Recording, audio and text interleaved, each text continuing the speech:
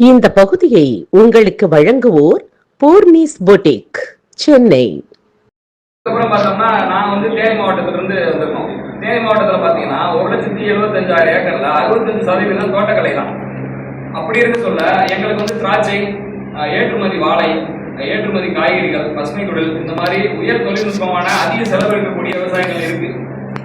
நாங்கள் வருஷம் ஃபுல்லாகவே எங்கள் ஊரில் 100 நாள் வேலை வாய்ப்பு திட்டமே எங்கள் வட்டாரத்தில் நிறைய இடங்கள்ல இல்லை. ஏன்னா சம்பளம் அதிகம்.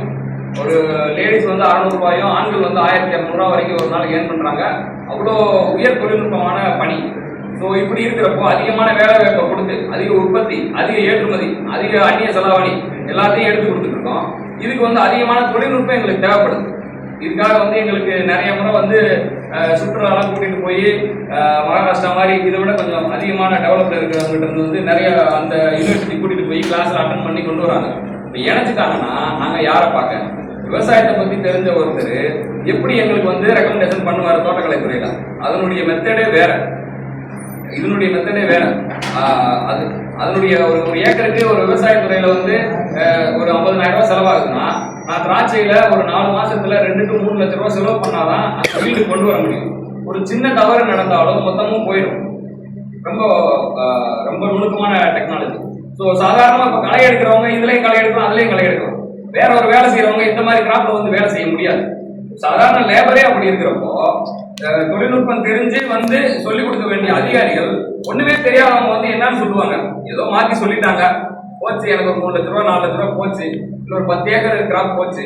யார் இதை ஏற்றுப்பாங்க? விவசாயிகளுடைய நஷ்டத்தை இவங்க எப்படி சரி பண்ணுவாங்க? முதல்ல இதை இவங்க எங்ககிட்ட கேட்டாங்களா, இப்படி சேர்க்க போறோம், இது உங்களுக்கு பிடிச்சிருக்கா, இதனால இப்போ சேர்க்கிறாங்கன்னா இதனால என்னென்ன நன்மைகள் அதனால சேர்க்கிறோம், இது வரைக்கும் யாருமே வாய் திறக்கல. என்ன எதுக்குங்க சேர்க்கிறீங்க வேணாங்க அப்படின்னா பதிலே சொல்ல மாட்டாங்க.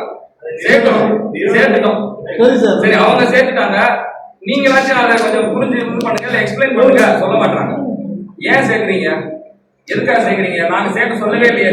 நாங்க இப்போ வந்து வேண்டாம், எங்களை அப்படியே விட்டுருங்க. 1979 இது தனியா பிரிஞ்சதுக்கு அப்புறம் தான் தோட்டக்கலை தனியா கல்லூரி வந்துச்சு. அதை நம்பி ஏகப்பட்டது படிக்கிறாங்க. அப்ப விட இப்ப 100 மடங்கு உற்பத்தி அதிகமாயிருக்கு.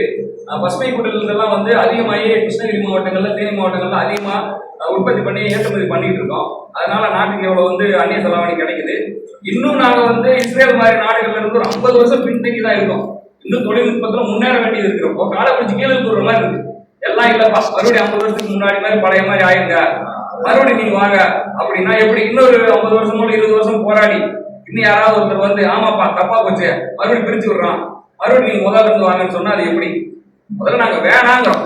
இது எங்க துறை, எங்களுக்காக இருக்கிற துறை, விவசாயிகளுக்காக தான் இந்த துறையே இருக்கு. அப்படி இருக்கிறப்போ எங்க கிட்ட கேட்டிருக்கணும், எங்க கிட்ட கேட்டுதான் அவங்க செஞ்சிருக்கணும். எதுவுமே கேட்கல, நாங்க எங்க இஷ்டம் செய்யறோம் அப்படின்னு செய்யறாங்க. நாங்க வேணான்னு கத்திக்கிட்டு இருக்கோம். ஆனா யாருமே காது கொடுத்து கேட்க மாட்டாங்க. நீங்க தான் என்னன்னு வந்து மக்கள் கிட்ட கொடுத்து இப்படி ஆச்சுன்னா, இந்த துறையில வந்து உற்பத்தி பாதிக்கப்பட்டுச்சுன்னா இதனுடைய நேரடியான ஒரு தாக்கம் வந்து மக்களுக்கு தான் தாக்கம் இருக்கும். விவசாய உற்பத்தி குறைஞ்சிச்சுன்னா 100, 200 ஆகும். அப்ப ஐயோப்பான்னு கத்தி பிரயோஜனமே இல்லை. எங்களுக்கு சொல்லவே கூடாது. என்ன பண்றது? தொழில்நுட்பம் இல்ல, தப்பா ரெக்கமெண்டேஷன் ஆகுது, எங்களால் பண்ண முடியல, அதிகமான செலவு பண்ணி நஷ்டப்படுறதுக்கு நானும் மக்கள் சொல்லத்தையும் போட்டு போறேன், நெல்லும் போட்டு போறேன், கீழே இறங்கி வந்துருவோம். இப்ப இதெல்லாம் இம்போர்ட் பண்ண வேண்டி வரும். இந்த சுமையெல்லாம் யார் தலையில விடணும்? இது எப்படி சரி பண்ண முடியும்? இதெல்லாம் அழுகும் பொருள். வாங்கி பருப்பு மாதிரி மூடையில வச்சுக்கிட்டு 6 மாசத்துக்கு கொடுக்க முடியாது. உற்பத்தி பண்ணா 3 நாளைக்குள்ள அதை தின்னு சாப்பிட்டு அழிக்கணும். அந்த மாதிரி பொருள் இதுல இருக்கிறதெல்லாம், பழம், காய்கறி எல்லாம். அப்போ ரெகுலரான தொழில்நுட்ப உதவிகளும் சப்போர்ட்டும் இருந்துகிட்டே இருந்தாதான் எங்களால் வந்து இந்த விலையை மெயின்டைன் பண்ணி குறைச்சி கொடுக்க முடியும். இது இந்த மாதிரி போச்சுன்னா இது நல்ல ஒரு அறிவியே இல்லை. ஒரு பட்டர்ஃப்ளை எஃபெக்ட் மாதிரி இது ஒரு கூடிய சீக்கிரம் சில வருஷங்கள்ல பெரிய பாதிப்புல கொண்டு போய் விடும். அப்போ வந்து பெரிய பாதிப்பு அடைஞ்சு அதுக்கப்புறம் கண் திறக்கிறத விட இப்பயே இது என்னன்னு பாக்குறது ரொம்ப நல்லது. ஓகே சார், நன்றி. 50 ஆண்டுகளுக்கு முன்பு எங்களுக்கு வேணாம்னு சொன்னோம். அரசு பசுமை புரட்சி ஆரம்பிக்கணும்னு சொல்லிட்டு யூரியாவும் ரசாயன உரங்களையும் இறக்குமதி பண்ணி எங்க மேல திணிச்சாங்க. இன்றைக்கு ரசாயன உரங்களே வேணாம், பூச்சி மருந்து வேணாம்னு அரசு எங்களுக்கு சொல்லுது.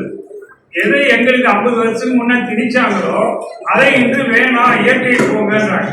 அப்ப தப்பு செய்வதும் அரசாங்கம், அது தப்புன்னு தெரிஞ்ச பின்னால மாற்றிக்கொள்ள முயற்சி செய்வதும் அரசாங்கம்.